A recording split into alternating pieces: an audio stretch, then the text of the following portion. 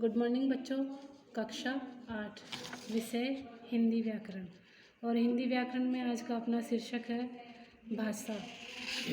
भाषा किसे कहते हैं? भाषा वह साधन है जिसके द्वारा मनुष्य अपने मन के भावों और विचारों को बोलकर या लिखकर व्यक्त करता है, उसे भाषा कहते हैं। यानी हम किसी से आपस में बातचीत करते हैं, बोलते हैं, सुनते हैं, बताते हैं और आपस में एक दूसरे की बात समझ में आती है। जो हम दूसरे को बताना चाहते हैं, आगे वाला समझ जाता है, आगे वाले की बात हम समझ जाते हैं।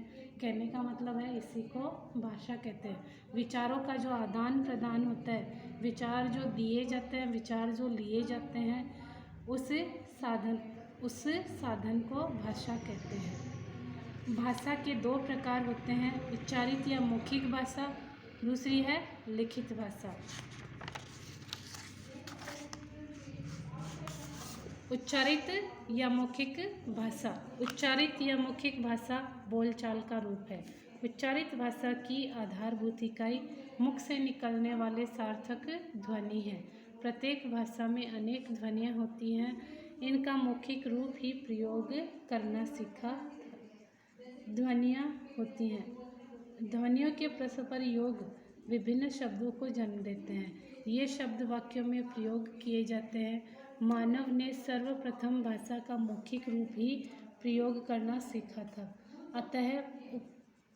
अतः उपयुक्त शब्दों में कह सकते हैं कि भाषा का वह रूप जिसमें वक्ता अपनी बात बोलकर समझाता है और श्रोता सुनकर के समझता है, मौखिक भाषा कहलाती है। जैसे इसमें लिखित रूप नहीं होता है, मौखिक रूप होता है। सामने वाला, सुनने वाला, श्रोता जो होता है सुनता है, वक्ता अपने मुंह से बोल के कह देता है, उसे मौखिक भाषा कहते हैं। दूसरी है लिखित भाषा। लिखित भाषा मन के भावों तथा विचारों को जब लिखकर प्रकट किया जाता है तो उसे यह भाषा लिखित रूप कहलाता है। लिखित भाषा में कुछ ध्वनि चिन्ह प्रयोग में लाए जाते हैं, जिन्हें वर्ण या अक्षर कहा जाता है।